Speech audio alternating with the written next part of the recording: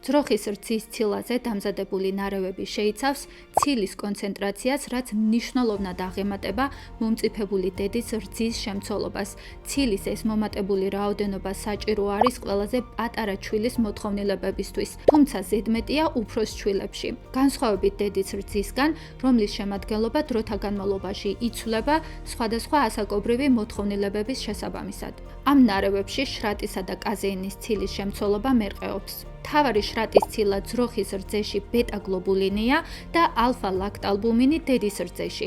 ამის გამო ჩვილებში წარმოიქმნება განსხვავებული პლაზმური ამინომჟავების პროფილები, იმის მიხედვით თუ რომლით იკვებებიან, თუმცა ამ განსხვავებების კლინიკური მნიშვნელობა დადგენილი არ არის. ძროხის რძეზე დამზადებული ნარევების ცხიმის ძირითადი წყარო არის მცენარეული ან მცენარეულ-ცხოველური ცხიმის ნარევები.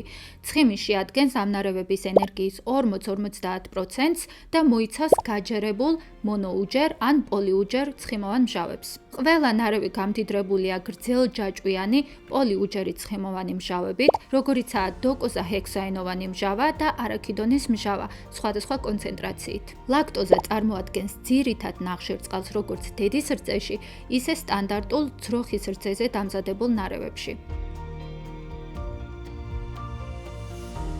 სოიოს ცილაზე დაფუძნებული ნაზავები უმეტესად თავისუფალია ძროხის რძის ცილისა და ლაქტოზისაგან. ნახშირწყლები წარმოდგენილია როგორც საქაროზა, სიმინდის სიროფი და მალტოდექსტრინები. ცილას წარმოადგენს სოიოს ცილა და გამდიდრებულია L-მეთიონინით, L-კარნიტინით და ტაურინით. ცხიმების შემადგენლობა განსხვავდება მწარმოებლის მიხედვით და ჩვეულებრივ მსგავსია იმავე მწარმოებლის ძროხის რძის ცილის ნაზავების და გამოიყენება სოიოს, პალმის, მზესუმზირის, ოლეინის, ქოქოსის ზეთები, ასევე დამატებულია დოკოზაჰექსაენოვანი მჟავა და არაქიდონის მჟავა.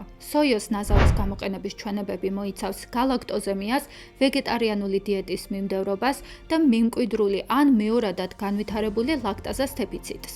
სოიოს ცილაზე დამზადებულ ნაზავებს არანაირი უპირატესობა არ აქვთ ძროხის რძის ცილაზე დაფუძნებულ ნაზავებთან შედარებით, თუ ჩვილს ეს ჩამოთვლილი სპეციფიური ჩვენებები არ აქვს. სოიოს ნაზავები რეკომენდებული არ არის ნაადრევად დაბადებული ჩვილებისათვის და არც რუტინულად გამოიყენება კოლიკის, გაღიზიანებადობის ან ატოპიური დაავადებების პრევენციისთვის.